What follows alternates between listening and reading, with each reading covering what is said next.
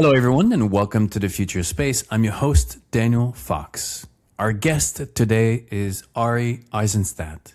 Ari is a partner and program director at IMXP, where he develops flagship immersive experiences at the intersection of space, technology, music, and art. He is an international futurist at the University of Hawai'i and an instructor in human rights, human spaceflight, space exploration technology, earth science, and astrobiology, where he designs courses on the future of humanity on Earth and beyond. He serves as chair of the advisory board of Space for Humanity and produces outer space innovation and advocacy events through the United Nations Association, Nexus Global Summit, and NASA-affiliated research at the University of Hawaii. With experience across public, private, and nonprofit sectors, Ari has led forums at United Nations agencies, United Nations climate summits, and the World Summit of Nobel Peace Laureates. He has lectured at universities including Harvard, Stanford, MIT, Penn, Duke, UC Berkeley, NYU, and globally. Ari, welcome to the Future Space. Thank you so much, Daniel. It's such an honor to be here. Really appreciate your work and all the other guests you have. So I'm really humbled to join you in this conversation. Thank you. Our path has crossed many times through different events. I know the last time we were in touch, you were doing the Eclipse in Dallas, I think, correct? Outside of Austin, yes, the Texas Eclipse Festival. Ari, what would be your 3 words that for you capture the essence of space? To capture the essence of space, I would say transformational, exponential, and sustainable. Sustainable. Why sustainable? I think, and certainly aspirational, and I view that space really is the key to solving our sustainable development agenda and goals. And so not just environmental sustainability, but social and economic sustainability. And I view that space really has the potential to unlock creating this civilization we want on Earth and beyond. Do you think it's just the place ahead of us is always part of the solution? America was a solution for Europe. Now we're looking into space as this opportunity to shape the world, to create the world that we're looking for, right? These new horizons are always offer an opportunity for that vision. Yes, and it completely changes the equation. We have big opportunities and certainly challenges in this expansion. So I think it's really important that we do this in a sustainable way. And I think the concept of economics is how we measure scarce resources. And I think space, if we, again, do it in the right way and get over these initial hurdles, we can start to look at what a post-scarcity environment could really be as we can go out into the asteroid belt and beyond. So I look at it not just as the other side of the globe, but really completely new environments beyond. I actually wrote a piece about how space mining will be the best thing that happens to Earth. Some of the issues that we have, it's not resource or all the minerals that we need, it's the extraction of it, because that is what makes the damage. But if we're able to extracting or getting all the resources that we need off planet, then Earth becomes more of your backyard where you can enjoy it more than you need it. So it's definitely going to be a different era. And now we're looking into, because of Vera Rubin telescope, we're discovering all these asteroids that are coming so much closer than we thought. And we're looking now into capturing them so that we can park them into an orbit and we can mine them, which is insane. Yes, space mining is really exciting. And before that, we're dealing with really scarce resources. So it's about being able to use those systems in sustainable ways. So we harp on, I think, in the space industry, these really individualized examples of direct NASA spin-offs. But really, when you look at it, all of our computing, all of our communications, our food, our water, our waste, our energy, our manufacturing systems are all space technology. So the ability for us to live sustainably and efficiently in space, I think, will be what allows us to do that here on Earth. And then once we can do that and then go into what you're talking about with space and asteroid mining, that's when it gets really thrilling. And I think also we, again, will have challenges geopolitically and economically. How do we make sure that these resources could be used for the benefit of all humanity and not just making quadrillionaires? Is it because the incentive of space are quite the opposite than the incentive on Earth, right? It's actually cheaper and easier to pollute and to waste on Earth. But when you get to space, the incentives are very much the opposite. You need to be efficient. You need to be sustainable because that atom of transformed carbon that you have with you, you can't just open the door and throw it out. It's so precious that you have to figure out how to reuse it and recycle over and over again. Definitely. And I think it's a misconception. I think we're starting to pay for these externalities of our environmental harms here on Earth. And really, if you look at those numbers, no industry would be profitable if you took into account those environmental impacts. So I think we're on a spaceship right now, and we need to start using our current resources more sustainably. And that's amplified so much more when you're on the moon with no atmosphere or on Mars with all of its challenges there. So I think that as we start to do that in a more effective way, we can take those lessons here on Earth. All right, there's a science story of space. There's obviously a technology story of space. But what would be for you the human story of space? I think there are several human stories, and I'm really passionate about looking into the creative endeavor of humanity. And I think we designed these total solar eclipse festival. We mentioned the Texas Eclipse Festival, where there are almost 40,000 people there, and I curated the space stage for that. And it was great to get these astronauts together and talking, not just about their time in space, but sharing music or poetry or art that they made. And I think that that's really this human spirit that we want to transfer out to the stars. I think that we're going through this new industrial revolution now where we'll have AI and robotics doing a lot of the hard, dirty, heavy work. So what will the role of human spaceflight be as we go out into the cosmos? And I think that that is really thought-provoking to think about how we transfer our culture and be able to do that in a peaceful, creative way. I mean, I did experience the total solar eclipse of 2017. We're in Oregon, and I remember my first impression of the phenomenon. There's such a physicality to this experience. And I remember thinking or realizing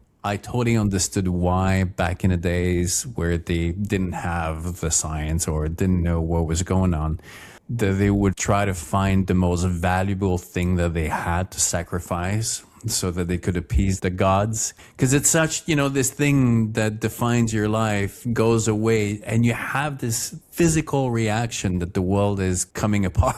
So how can you save it? Do you still find that excitement, that emotion when you experience the solar eclipse? Absolutely. And I think for most people, when you experience a total solar eclipse, it's pretty life-changing and you want to see all of them coming up. We're collaborating with Shadia Habal and the University of Hawaii Solar Wind Sherpas. And she's seen this, I think, will be her 20th solar eclipse. So it's something that's really, that I think, speaking to astronauts, that I think is the closest you can get to that overview effect on Earth. And for those that haven't seen a total solar eclipse, this is not a partial eclipse. This is not an annular eclipse. This is not a lunar eclipse. This is the path of totality where you're able to take the glasses off and you're able to see the corona of the sun. You see the stars come out, the weather changes, you see this ring of sunset on the horizon. And I think that, it's fascinating researching the ancient cultures and how they viewed it. I think there was mythologies around destruction, seeing the sun go away, but also of creation, that it's a love story of the sun and the moon that I also really like. But either way, it's this new experience that happened. And on more modern phenomenon, the 1900s eclipse is really what was able to prove Einstein's theory of relativity, that they were able to show the refraction, the bending of the light of the stars, because it's the only time you could see stars during the day, and showed that then gravity was impacting light. And that really ushered in this new era of relativity that we're experiencing. So I think that there's a profound shift in consciousness that happens around this. And I'm really excited for Iceland. You never know with weather or any other types of extreme world events or environments, but for all of those risks, there's the opportunity of the peak of the Perseid meteor shower and the aurora happening during the total solar eclipse. So I'm keeping my fingers crossed for that once in a lifetime opportunity. Iceland is definitely going to be an amazing place to experience that. So good luck on this. And people often forget there are no other places in the universe where that phenomenon can be experienced where you have a moon that will cover the sun just exactly the way that it does happen here, like nowhere else and no other planet that we know where you can experience that. It's almost spooky how perfect it is. And at this point in history, you have the sun being about 400 times larger than the Earth, than the moon, and then the moon 400 times closer and in a perfect sphere. So if you were talking a couple 100 million or billion years ago, the moon would be too close, and into the future, it will get farther away. So it's at this point in history, at this shape, at this perfect lineup, that we have the sun and the moon fitting exactly together to be able to view the solar wind, these coronas, and allow us to really explore all the benefits of relativity, all the understanding of heliophysics. It's really special and mystical. And that's also something that we involve in our programming, that we're including scientists and astronomers and astrophysicists and space companies and astronauts and UN tech leaders, but also indigenous leaders, and being able to bring in that traditional wisdom around the indescribable that comes from the depths of this human experience. I remember when I looked through my camera for the first time during the solar eclipse in 2017, and you do see the solar flare, you do see the sun in motion, and it was something that I was so not expecting, because you have a big telescope or you have something big machinery to see that kind of detail, but as soon as the moon got right in front of the sun, and then I'm looking through my 400 millimeter lens and my camera, I'm seeing these orange movement around, and I was like, this is incredible, truly incredible. It's really special. Ari, were you always about your love of space and Eclipse, and was that like a love that as a kid growing up it started very early? Or I've always loved the stars, and I've always loved space and wanted to be an astronaut. I grew up in South Florida, so we could see the shuttles launching into the distance, and I went to space camp as a kid and won the Right Stuff Award, this MVP camper award, and was invited to go onto a track to become an astronaut. And I learned that the only way at the time to pilot a spacecraft was to go into the military. And so in my 5th grade wisdom, I figured, I'll go into the private sector and wait for private space travel to be there. And so ended up studying finance, working in tech and venture capital, and really through different philanthropic work and academic work and advocacy with the United Nations, that I really saw how important space has now become in allowing humanity to really achieve, again, these goals around social, environmental, and economic justice. And also that we're really at this inflection point now in this 3rd era of the space age to really go into space in a sustainable way. So decided to go back into academia to pursue a PhD in future studies, which Hawaii is one of the only futures programs in the world, and really focus on what this outer space future could look like. And so through that, I've focused on the advocacy with the UN Office of Outer Space Affairs and Space for Humanity, and have curated lots of really exciting programming from a conference level with academics, with inspirational corporate leaders and intellectual leaders. And so it's been really great being able to bridge the culture there for these space tech music festivals and bring the art with the science together. do you think that our species, have a place in space? A lot of people look at it and, it is so harsh. There's nothing out there that will make it easy. Everything wants to kill you, from radiation to lack of air. When people look at what we have on Earth, this is the element that we're in. So the question presents itself, do we have a place in space? I believe so. And on a fundamental level, I think we are not only, first of all, in space as it is. I don't view a distinction between here on Earth and to the moon. I view us all in this cosmic environment. And I view us as a part of nature. And the technology we're using, and being able to talk thousands of miles away, that will be able to record this audio and listen into the future, that this is all still a part of nature and a part of the space environment. With that, I think that we're at this this beautiful inflection point with our evolution, similar to those first crustaceans being able to swim, to evolving onto land, to being able to fly, that we're going to be evolving into a new space species. And Frank White, who's very famous for the overview effect, also talks about the Cosma hypothesis that I think deserves a lot more attention, in that we are this spacefaring space being in the process of evolving into becoming spacefaring, that our fundamental biology will evolve as well. So I'm excited about what that looks like in terms of longevity and the amplification of the human spirit there. But yes, as of right now, our squishy bodies aren't the best for vacuum radiation environments, and that's something that amazing scientists, our students, are working on. Yeah, it will be very interesting. Life idled for billions of years, a single cell, and then that big leap from single cell to multi-cell created an explosion on evolution. Now we're about to go from single planet to multiplanetary, and I think you will have that same kind of giant leap of what life is, or understanding of life, because it's such a giant leap to do it. But once you've achieved it, then you have an entire new field of technology and opportunities. It's going to be very interesting. And for me, there's no difference between the driving force of life in the universe than you have on Earth. So if life's drive is to connect on the planet, then it's to connect in the universe. And the scale and the size of it is so that hopefully there is one place somewhere where the dots will align magically for reason X or Y. And you're going to have one species who develops the technology or the capacity to go beyond where it started. And as we know, we're the only species who are about to enter that new era. So not only it is possible, but we have a responsibility to take that life now beyond the planet and to keep the nature story, keep the life story.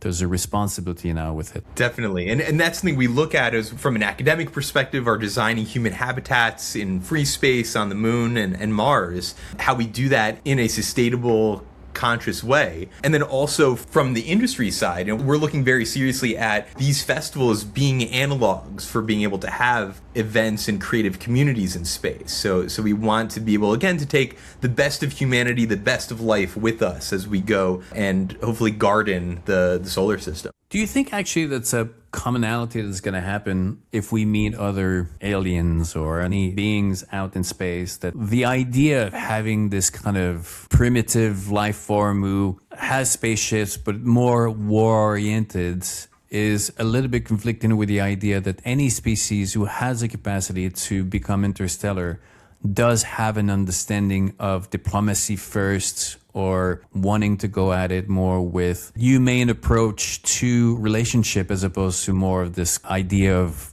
science fiction conqueror and destruction? I love this question. And I consider myself an astrobiologist also. And so take this very seriously in thinking about it. And the short answer on the hypothetical side is that we still don't have good data on the realities. But the fun part of future studies isn't about predicting a future. It's about looking at different scenarios of possible futures. And this is something we're also exploring with one of our events. We're refurbishing a nuclear missile silo in Roswell, New Mexico this November called the Tomica. And so we're playing along these lines of UAPs and aliens, and also reimagining, atomic weapons, and going from this concept of mutually assured destruction to creation, and looking at this frontier technology. So having these types of conversations there. And I think that it's really fascinating to imagine advanced non-human intelligence from this human rights-based perspective. So if they have a society and a government and a political economic system, how do we advocate for our rights? How do we prove our worth, that we deserve personhood at their level? You can imagine and put it to how we treat animals or nature, which isn't that great here on Earth. But we have new legislation around giving personhood to nature. We have means of protecting marine mammals and other primates, but still we don't give them an equal vote in government. We don't give them the full rights of humanity. So I think that will be the key underlying concept of how do we show that we are advanced enough, that we are evolved enough to share the values of a galactic civilization. And I think that's a guiding principle of what we should be striving towards. You mentioned we were in the third era of space exploration. Where were the two previous ones? I mean, obviously there were the time that we went to the moon, but the other one could be when or what was it? The three space ages can be distinguished between, first, the space race was the early Mercury, Gemini, Apollo program. And you can characterize this as a very competitive environment and not science heavy, but also the concept of the astronaut was this hotshot fighter pilot, test pilot, racing the Soviet Union to get to the moon for international advantage. The second space age really came back down to low Earth orbit and focused more on international cooperation. As minimal as it is, it's still much more than the first space age, and looked more into these long duration missions. So we started to get much more science, much more diversity, and really valuing the expeditionary spirit. So being able to work cooperatively together in the ISS or these other missions. Now, the third space age is, I think, can be characterized with private space flight and reusable rockets. So a new level of economic and technological development coming from these reusable rocket systems, and also the automation that has allowed private astronauts like Inspiration 4, the first all-civilian mission to go to space. And so we're seeing so much more of that, and hundreds of more astronauts who have not gone through the traditional NASA training to be able to go to space. So I think that that's an overview of this new space age that we're in, and it will be interesting to see how this evolves. And I think that we could probably distinguish a fourth space age as once we have these permanent lunar bases and can have people properly living on the moon. I think that will make a new distinction into the future. People often wonder why it took so long from Apollo and the moon, not understanding that the incentives were very different and not supporting any longevity to that program. The minute that basically the race was won, there was no commercial aspect that was worthy to sustain it until now that the business is involved. All right, in 2021, there was a upsurge of space interest. We had Blue Origin, Virgin Galactic, SpaceX. We had the Japanese billionaire who created the moon mission. There was a lot of interest, a lot of investment, and then it kind of died down a little bit. We have Space Perspective now that is no longer. Blue Origin has stopped some of the flights. Virgin Galactic will start again, but we'll see how long it goes. But we do have interest from companies like VAST or private individuals are looking to build space station. What is the timeline that you think is more realistic in terms of presence, travel, industries in space? Like, where are we going to be in 50 years or 60 years from now? I think that's fascinating. And the joke is what makes rockets fly, and it's money. Just like you were saying, we didn't stop going to the moon because the technology wasn't there. It was a budget issue. We were still fighting the Vietnam War, and the Soviet Union fell apart on that side. But I think in civil space, the military side of space is now overshadowing the civil side. And, we're looking at a NASA budget that is also, again, the science is under threat again, and we're about $20 billion.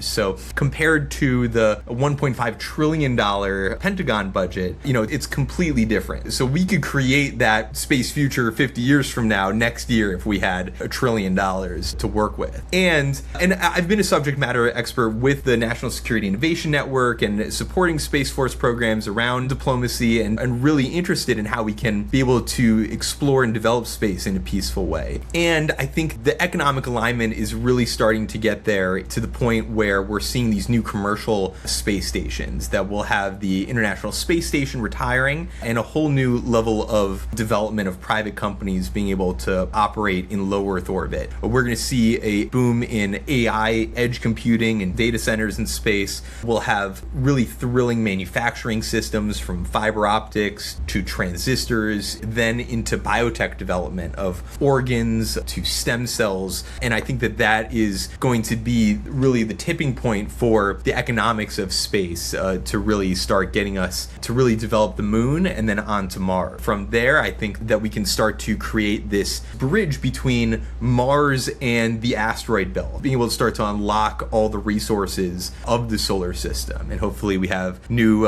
revolutions in propulsion, in longevity, and can start to put our eyes towards other star systems from there. It's definitely an exciting time, that's for sure. But I think also there's so much science, there's so much economic development to be done. But I think, again, going back to that human side of it, I'm really looking forward to having zero gravity dance party and being able to film, looking at space multimedia and drone racing and golf on the moon and skiing down lunar crater. The fun, exciting things that are part of the human spirit. And I think the Dear Moon mission was really inspiring for that. And I hope that, first of all those astronauts get to fly to the moon. I think that they really deserve that, and I hope we see more of those types of missions to bring out creative, inspirational people to go to space, which has been a big part of Space for Humanity's mission about giving these scholarships to go to space. And they've sent 7 people so far to experience that overview effect and then be able to go back down on Earth and make an impact in that way. So I hope that more people get to experience that, we get to experience it together, and that we take some of that new level of awareness with us in our daily lives. That's one thing I've always found limited in any science fiction movies in general, whether Star Wars or even Star Trek or most of the movies, is our vision of the future was basically just what we have on Earth in a different environment, but it did not project all the new opportunities it could be for art, or the human experience was still the same, but just in a different place. And for me, I don't know if you saw Zima Blue on Netflix, the Love, Death and Robot, about art, this character who starts painting portraits, but his art basically grows with the canvas of space, and where now he gets to paint like rocks around a planet. And it's just this evolution of vision of what life can be once you start having all these different mediums out there. That is what I'm looking forward to, just the human experience, how it's going to change. And I think it's going to get better and better. Obviously, there's going to be a lot of issues, but I think that the human experience, our understanding of the human experience, will be as radically different as it was 100 or 300 years ago.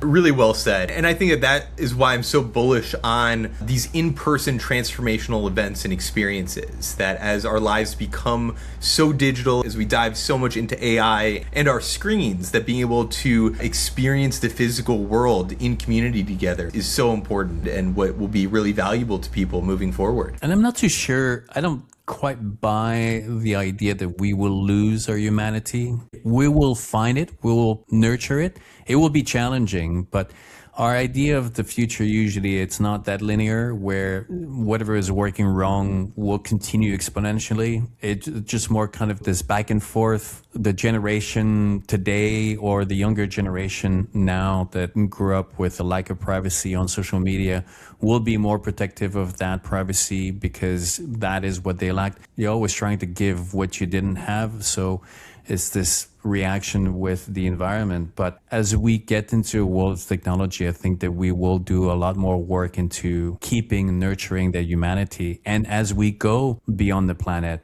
we'll do everything that we can to bring nature with us, to bring the humanity. The idea of a austere future where everything is cold and just stripped of every nature, I don't think it's going to be very much like that. I think it's going to be very different. Yes, and I think for all the challenges, I think it's still the best time in human history to be a creative, whether you're making a podcast or a musician or art. These Web3 and beyond technologies that allow us to directly interact with our communities and audiences are really special. So I think that let's keep amplifying those benefits while being aware of those risks and challenges and creating that future that we want to see. I found myself flying over New York at night, and I'm looking out the window of the plane. I'm seeing all the skyscrapers of New York City, the lights, and I'm trying to think of the Italian explorer who arrived on the sailboat on the shores of New York with trees everywhere, and telling that person, one day, 300 years from now, there's going to be these buildings where people live, and then there's going to be energy, and then there's going to be electricity, and there's what? And there's going to be this person in the sky where I can look down. I'm flying in this object where I can eat, I can sleep, I can go to the bathroom, and I'm taking a picture on a device that can connect me to another world. Not only would he not believe me, but it would basically throw me to fire because that's witchcraft. The reality is that there's a future ahead of us that is as different than what we are today. And we have to understand what we think is impossible today will be possible tomorrow. Absolutely. And I think a lot about those, being here in Hawaii, those native Hawaiian Polynesian voyagers that came across the Pacific, really the first astronauts navigating by the stars with no compass, using the star map. I mean, thousands of years ago. It's unbelievable, how far we've come as humanity. Those, first explorers leaving Africa, going across the land bridge to New York, thousands of years before that, I think is amazing how far we've come and how far we're going now. Thinking about from the Wright brothers to going to the moon, and now we're back on the moon and being able to beam down images. They were able to have a call with the ISS, and we're still just scratching the surface. And I think one of these technology points that we're going to see is around brain-computer interfaces. And I think that that's going to be such a huge game changer. And we have some top neuroscientists working at these companies that will be presenting at our events and thinking about how merging with our consciousness with these computers will change our fundamental understanding of reality and nature of the universe. When we can think to each other, communicate telepathically, when we can download information, when we can almost manifest ideas into existence, I think that will be a similar data point to how we communicate what planes and spaceships are to people from the past. Ari, you mentioned a couple times the indigenous in Hawaii and also their storytelling. How challenging is it to connect the narrative of the indigenous perception of the world with now the moon and going above? In the US, we've seen some conflict with our presence on the moon. For some indigenous, like the Navajo, the moon is basically a no-go. You can't go there. But obviously, we want to bring everyone to the table. There has to be an understanding of a middle ground where everybody can be heard, but at the same time, there is the pressure of evolution of new technology.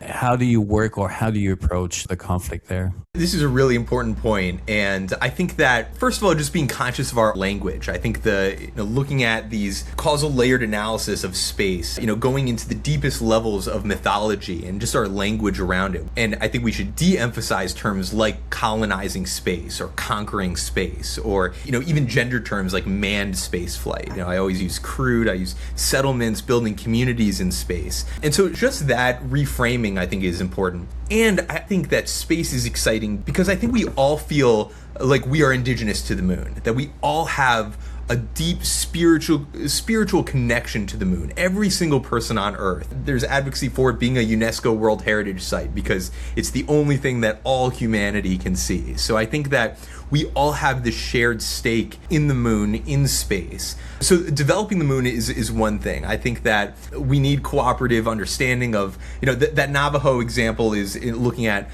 putting someone's ashes on the moon is desecrating the moon, which is, I think it's up for debate. I don't think that any one group should have ownership or a say of what we do with the moon, but rather it should be cooperatively done. I think making sure that we have benefit of space technology, first of all, for all people on Earth, that there are lots of people in indigenous communities that are disproportionately affected by technological developments in the negative way. So I think reframing that and making sure that everyone has those basic human rights realized on Earth is important. And then being able to go to space in a way that honors all of humanity. I talk about universal human rights across the universe and making sure that we're able to do that in a way that is pluralistic and cooperative rather, again, than conquering and prescriptive. So I hope to see that future that honors some of those values. I do have a vision of the moon that is not necessarily shared by a lot of people, but I'm looking forward to the day where I can look up. And apparently, I've been told it might not be possible because you might not see it, but the day where we have permanent presence on the moon, enough so that you can see light on the moon from Earth. Because for me, you will be able to look up and you will be able to see our presence in the sky. Because right now, the space station, it's tiny. If you don't know what you're looking for, you will never see it. The only presence of our travel beyond land, unless twice so far, I've experienced the jellyfish of a rocket launch, not being in Florida and totally unexpected. The first one was when I was coming back from St. Bart's and I was on the ferry to St. Martin. And we got to St. Martin around 9 p.m. and suddenly look up into the night sky and this giant plume just appears. And then I knew within a few seconds, but everybody on the ferry was just like, what is this? Not understanding what it was. And then the other one was I was crossing the Atlantic and I was on a small cruise ship. Again, I'm having dinner at night. Out of nowhere, this thing kind of shows up. Suddenly you feel participating into this phenomenon that's just representing our expansion. But seeing light for me on the moon would be just like incredible. I know that not a lot of people share this. I personally share that. I know that it's controversial, that people say, no, we should protect the near side of the moon and develop the far side. But also, the far side could be used for radio astronomy, so protect the far side. And this is also a big debate with constellations and satellites, that we need to preserve the night sky. I think that there's been major movements towards that, making sure they're non-reflective. And I think protecting Earth and putting space-based telescope are more valuable than these huge mega projects on mountains that can't be replaced. I'd rather more James Webb telescopes than more mega telescopes on Earth. I'm very pro development in space in a sustainable, cooperative way. And I think that we would love the lights of the moon, and maybe similar to how we have different initiatives around turning the lights off on Earth to be able to observe the night sky. Maybe we could do special things like that on the moon, or maybe light it up different colors when a sports team wins. Along the line of seeing lights on the moon, I had this vision of a Coca-Cola commercial where you have these two kids, one is living on Earth and the other one is living on the moon, and then they're communicating by flipping the lights. And then fast forward to both of them meeting halfway and then having this can of Coke and where they share, friendship. But having this human experience being elevated because of these new horizon. And, I wrote this piece about why we must go to Antarctica and why we must go to the moon so that we can experience and we can understand why they matter. People in the US often forget we get to love and appreciate nature because we have a place to experience it. The idea of a national park did not exist until in America we created the first national park, and where now people have a place to go and connect. And that's one of the reasons why you need to go to Antarctica, because when it's done properly, it is the most powerful transformative experience you will have, understanding the connection on Earth. And it's going to be the same thing with the moon. Once we start to have the technology, people need to go and experience these experiences because it's transformational. Absolutely. And I think for more of the hard numbers people, also looking at the amazing economic benefit. NASA returns 40 times the amount of money put into it. So even if there's no immediate return, it really comes back. I think looking at it like this Hoover Dam project, that these big public works could take decades to bring in revenue, but once it does, it will change everything. And I think that that's what we're seeing from space development, from science, and from Antarctic exploration, from this expansion of human ingenuity throughout the Earth and the universe. There are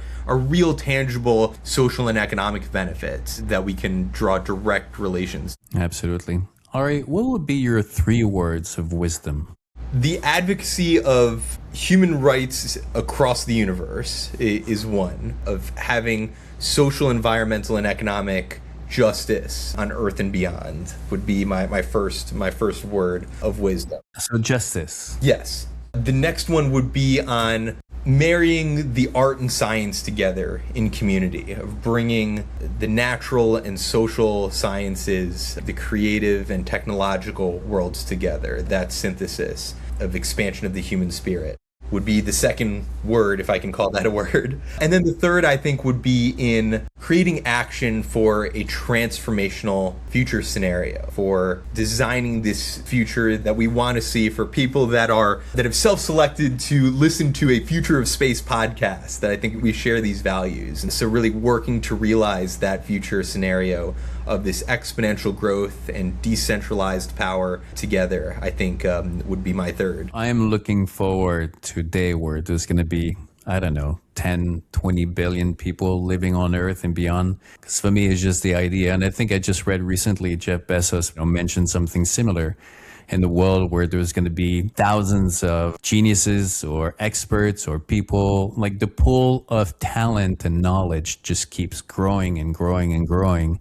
If you look behind in the past where knowledge was very limited and not accessible to a lot of people, so you would have one Einstein that was very determined by a lot of circumstances and luck and all of that, and looking into the future where you can have more and more and more people like that that are searching for answers, looking for innovations. And yes, there will be some mistakes, and yes, there will be some challenges, but I think overall there's always more good than bad when you look for it. It's a beautiful vision, and hopefully the time in history where we can start to see that happen. It's a great area to be working in, and honored to be here having this conversation with you. All right, quickly, for people who are interested in all the great experiences that you're creating, what's coming up and where to find it? Absolutely. So IcelandEclipse.com is our festival this summer. We'll have Egypt the following year, a Nile cruise boat and eclipse viewing for the longest of the century in Luxor, and then looking at New Zealand for the year after that. And then AtomicaFest.com is our nuclear missile silo festival, and that just went live, and excited to co-create that mysterious gathering. Also, we'll mention looking at Space for Humanity as one of our nonprofit partners, and being able to, for anyone that wants to go to space, to be able to apply to go and experience that overview effect, and also to support the work of these citizen astronauts. Excellent. We'll make sure that we put all the links for people to have a look and access, and hopefully they will join you in Iceland this year for the total solar eclipse. If you've not experienced a total solar eclipse, it is worth everything. You might become a total solar eclipse chaser after that. We use the term seeker, but yes. Yes. Thank you so much for joining. Mahalo. I lived on the big island of Hawaii for 6 weeks. And when I photographed the lava fields, I did a series about volcano and the lava. And it was a very transforming experience. Well, thank you so much. Hope to have you back in Hawaii, and looking forward to joining you for your exciting events coming up. The Universe is Absurd and your other excursions are really thrilling programs. So enjoyed our conversation together, and looking forward to many more to come. Excellent. Thank you so much, Ari. Thank you. Aloha. Aloha.